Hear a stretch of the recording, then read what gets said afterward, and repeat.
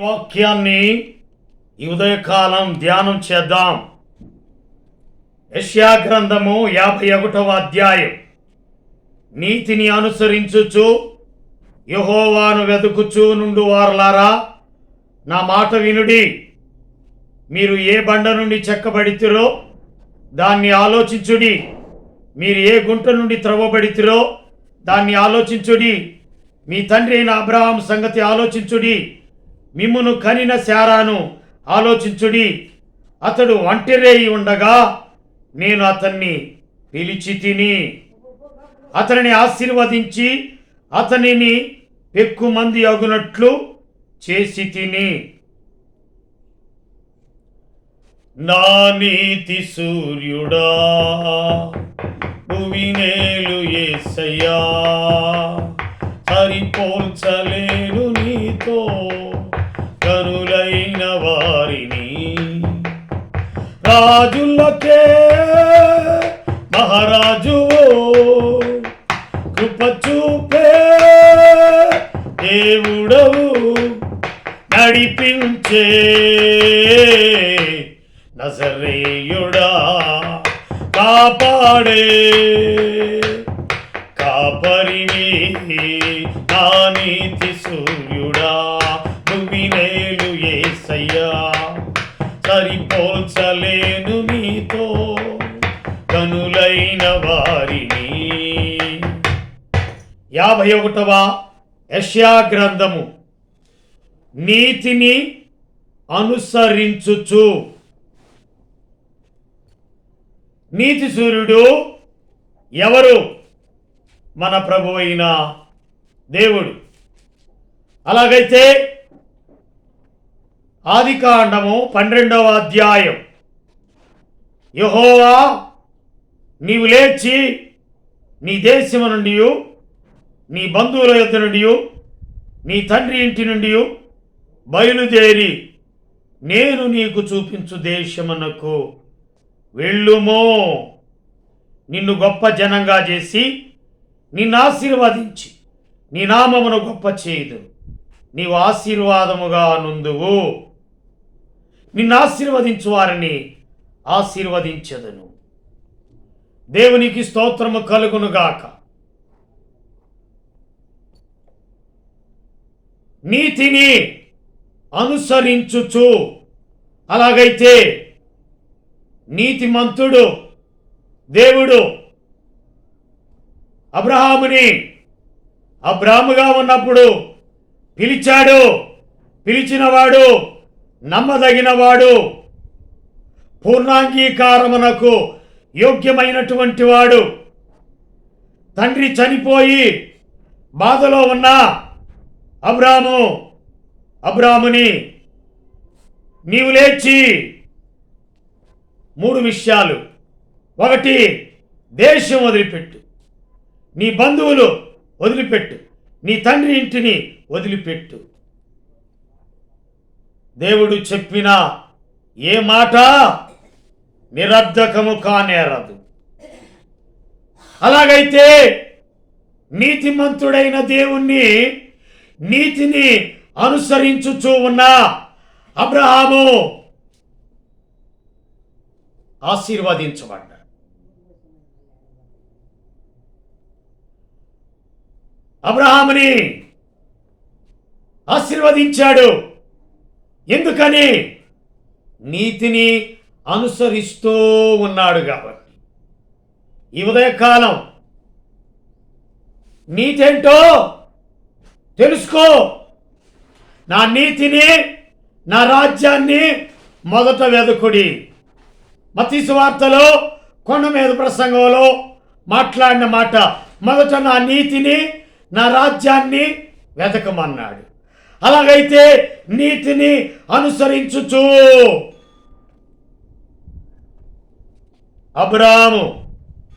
అబ్రహాముగా మార్చబడ్డాడు.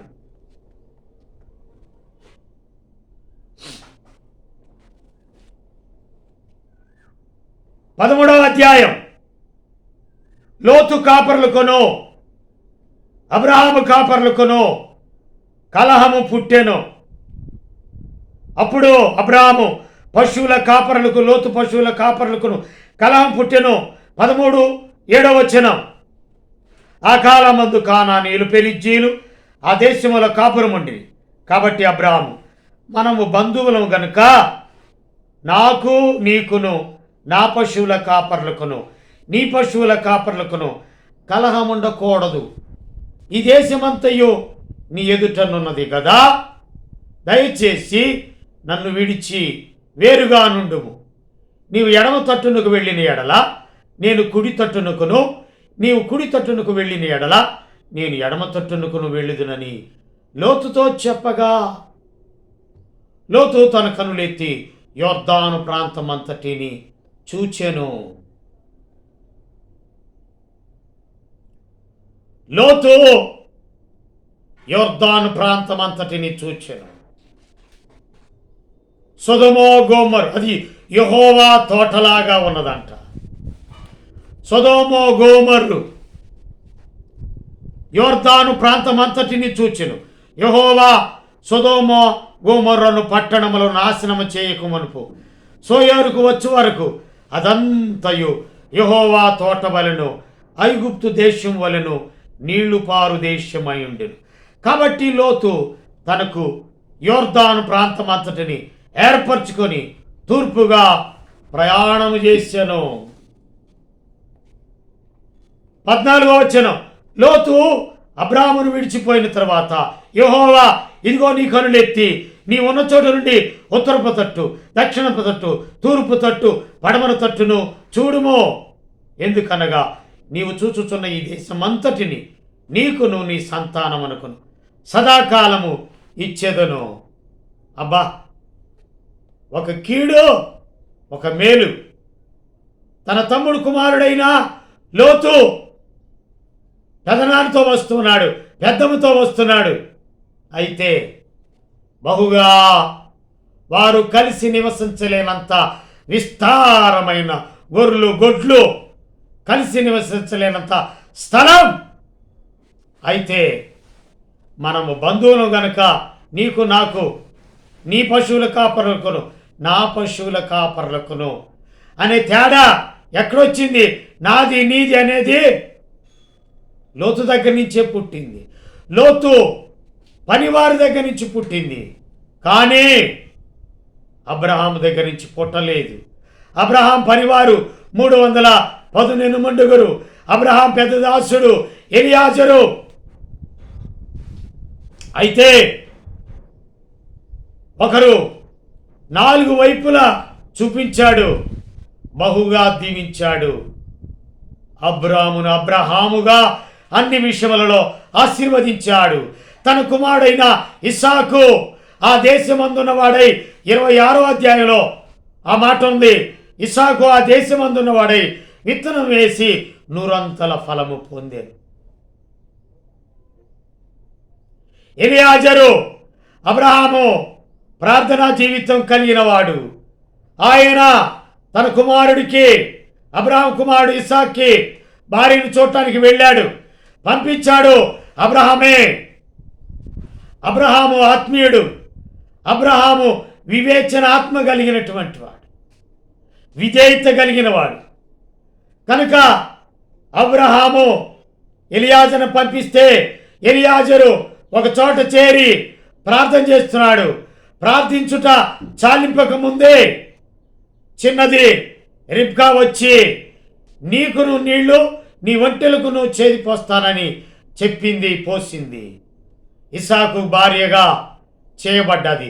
ఇస్సాకు విత్తనం వేసి 100 ఫలం ఆశీర్వదించబడ్డాడు. ఎలియాజరు ఆశీర్వదించబడ్డాడు. ఈ ఉదయకాలం ఆశీర్వాదము కావాలంటే అబ్రహాము దేవునిని నమ్మితే, అబ్రహాము ఇస్సాకు యాకోబుల దేవుడు. జక్కయ్య యేసు ఎవరో అని చూడగోరెను. అవును, పొట్టివాడైన జనులు గుంపు కూడినట్టులా చూడలేకపోయాను. ఈ దారిని రానై ఉన్నాడు కాబట్టి మేడి చెట్టెక్కి చూస్తానన్నప్పుడు, జక్కయ్య నేడు దిగుము, నేడు నేను ఇంట ఉండవలసినది. వెంటనే నేను ఎవరి దగ్గర అన్యాయంగా తీసుకున్నాను దానికి 4 అంతలు చెల్లిస్తున్నాను, సగం పేదలకు ఇచ్చుతున్నాను. ఇతడును అబ్రహాము కుమారుడే. అబ్రహాము దేవుడు నమ్మదగిన వాడు. అబ్రహాము, ఇస్సాకు, యాకోబు పాట కూడా ఉంది. ఇస్సాకు విధేయుడై బలియాగా మాయను, వాగ్దానాన్ని బట్టి మృతుడై లేచెను. ఇస్సాకుకు చాలిన దేవుడ నీవేనయ్యా, యేసయ్యా, నా యేసయ్యా. అబ్రహాము దేవుడా, ఇస్సాకు దేవుడా, యాకోబు దేవుడా, నాకు చాలిన దేవుడా.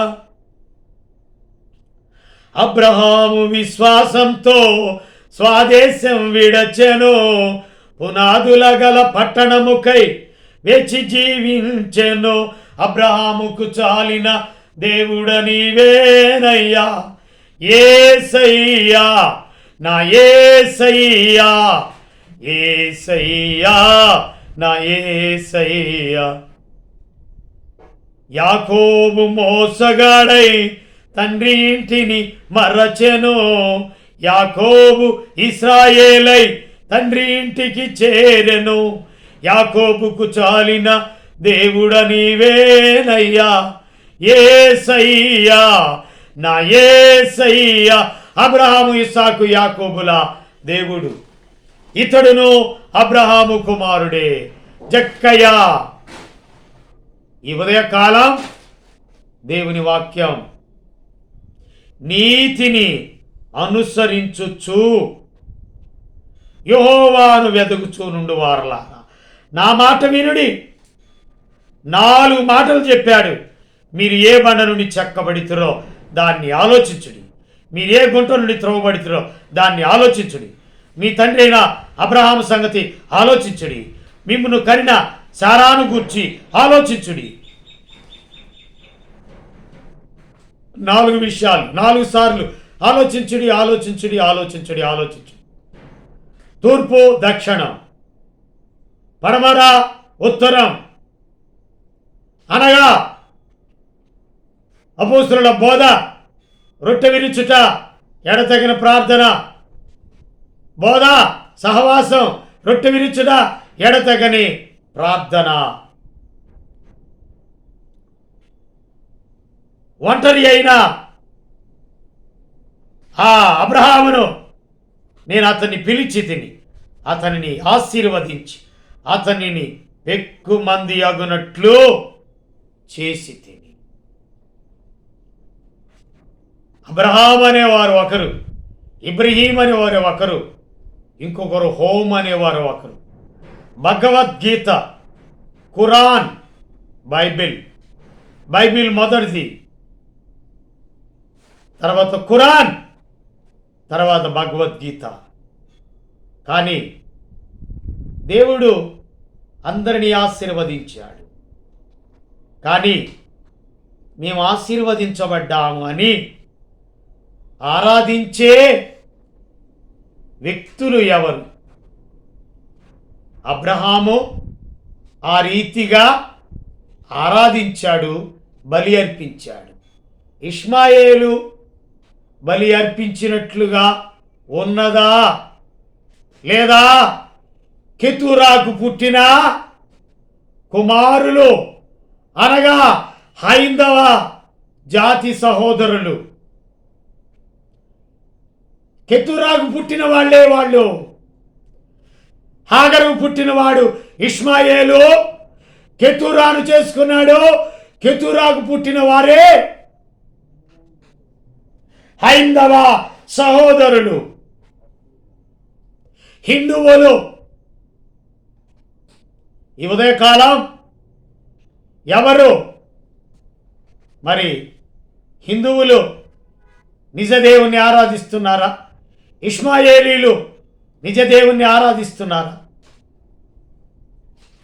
ఇస్సాకు సంతానము, ఇస్సాకులో నుండి యాకోబు, యాకోబు ఇశ్రాయేలు దేశం. ఇశ్రాయేలీలు ఐగుప్తు చెరలో బానిసత్వంలో 450 సంవత్సరాలు ఉన్నారు.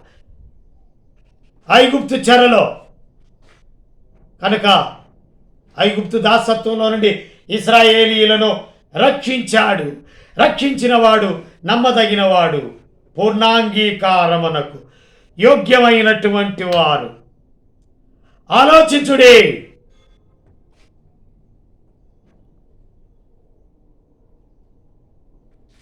యోసేపు రహస్యంగా ఆమెను విడనాడ ఉద్దేశించాడు. ఆలోచించే వాళ్ళకి ఆశీర్వాదం ఉంది. ఆలోచన అనేవాడు ఆలోచన చేయకపోతే వాడికి ఆశీర్వాదం లేదు. అతడు ఈ సంగతులను గూర్చి ఆలోచించుకొనుచుండగా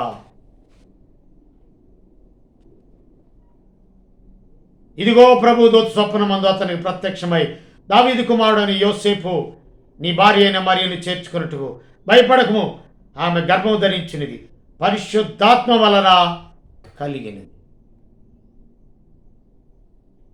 ఆలోచిస్తే యోసేపుకి ఆశీర్వాదం. ఆలోచించిన వ్యక్తులకు ఆశీర్వాదం. ఆలోచన చేయకుండా ఉండేవారికి ఆశీర్వాదం లేదు. అందుకనే 4 పర్యాయాలు ఆలోచించుడి, ఆలోచించుడి, ఆలోచించుడి, ఆలోచించుడి. ఒకసారి ఆలోచించాల. అబ్రహాములో నుండి కదా అని. అబ్రహాము కుమారుడకు దావీదు కుమారుడైన యేసు క్రీస్తు వంశావళి ఎక్కువ మంది జనంగా ఆశీర్వదించాడు. అయితే నిజదేవుణ్ణి ప్రతి ఆదివారమున ఆరాధిస్తున్నారా? ఆలోచించేవారు ఆరాధిస్తారు. ఆలోచన లేని వారు ఆరాధించరు. ప్రార్థన చేద్దాం. ప్రేమ నమ్మకము కలిగిన ప్రియమైన పరలోకమందున్న తండ్రి, నీతిని అనుసరించుచు యెహోవాను వెతుకు వారులారా, నా మాట వినుడి. యెహోవాను వెతికేవారు, నీతిని అనుసరించేవారు ఆలోచించి ఆదివారమున ఆరాధిస్తున్నారు. ప్రతి నిత్యము దేవుని గురించినటువంటి ఆలోచన. యేసు ఎవరో అని ఆలోచించాడు. అబ్రహాము కుమారుడుగా చేయబడ్డాడు జక్కయ్య. అవును, ఎరికోలో ఉన్న రాహాబు ఆలోచించింది కాబట్టి వచ్చిన యోగుల వారిని చేర్చుకొని ఆతిథ్యం ఇచ్చింది. ఆలోచించింది. యెహోవా పైన ఆకాశం క్రింద భూమి అందును దేవుడే మీ యొద్ద శత్రువులు సియోను ఓగును మీ నిర్మూలన చేసిరో, యోర్దాను పాయలుగా ఎర్ర సముద్రమును పాయలుగా చేసిరో, అది విని మా గుండెలు కరిగిను అన్నటువంటి ఆలోచన చేసిన రాహాబు రక్షించబడ్డది. ఆలోచన చేసిన జక్కయ్య రక్షించబడ్డాడు. ఆలోచన చేసిన సౌలు పౌలుగా మార్చబడ్డాడు. ఈ ఉదయకాలం ఆలోచన చేస్తే ఆశీర్వాదం, ఆలోచించకపోతే యోసేపుకి ఆశీర్వాదం ఉండేది కాదు. ఎవరైతే ఆలోచిస్తారో, ఎవరైతే ఆరాధిస్తారో, ఎవరు ఆలోచించి ఆరాధిస్తారో వారు ఆశీర్వదించబడదురని వాక్యం సెలవిస్తుంది. వందనాలు చెల్లిస్తూ ఆశీర్వదించబడిన అందరూ ఆశీర్వదించబడ్డారు. ఆశీర్వదించబడిన అబ్రహాము సంతానము, ఇసాకు, యాకోబు సంతానం ఇశ్రాయేలీయులు దేవుని ఆరాధిస్తున్నారు. ఆరాధించలేని వారికి ఆపదలు మా హైందవ సహోదరులు కానీ, ఇష్మాయేలీలు, ఇదిగో హాగర సంతానం కానీ వారు కూడా రక్షించబడి ఏ బండ నుండి చెక్కబడితురో, ఏ గుంట నుండి తీయబడితురో అబ్రహాము గురించి ఆలోచించుడి, మిమ్మల్ని కనిన శారాను గురించి ఆలోచించుడని ఇసాకు వలన అయినదే సంతానం అని చెప్పారు. ఆ దేవుణ్ణి ఆరాధించే బిడ్డలుగా దీవించమని, ఆరాధించే నీ బిడ్డలుగా ఆశీర్వదించారు. యేసు రక్తము వలన నిజమైన ఆశీర్వాదం ఉన్నది. యేసు నామములో ప్రార్థన చేయించున్నాం. ఆమేన్. తండ్రి, కుమార, పరిశుద్ధాత్మ త్రియేక దేవుని దీవెన సదాకాలము తోడై ఉండి నడిపించునుగాక. ఆమేన్. ఈ వాక్యం నచ్చినట్లయితే లైక్ చేయండి, నలుగురికి షేర్ చేయండి, సబ్స్క్రైబ్ చేసుకోండి. దేవుడు మిమ్మలను మీ కుటుంబములను బహుగా ఆశీర్వదించును గాక. ఇటు కృప సదాకాలము తోడై నడిపించునుగాక. ఆమేన్. నా తోడు నీవుంటే అంతే చాలయ్యా, నా ముందు నీవుంటే భయమే లేదయ్యా. ప్రేమ పూర్ణుడా, స్నేహశీలుడా, విశ్వనాథుడా, విజయ వీరుడా, ఆపత్కాలమందున్న సర్వలోకమందున్న దీన జనాళి దీపముగా వెలుగుచున్నవాడా, ఆరాధింతును నిన్నే లోకరక్షకుడా, ఆనందింతు నీలో జీవితాంతము. నీ కృప ఎంత ఉన్నతమో వర్ణించలేని స్వామి, నీ కృప యందు తుది వరకు నడిపించు యేసయ్యా. ప్రేమ పూర్ణుడా, స్నేహశీలుడా, విశ్వనాథుడా, విజయ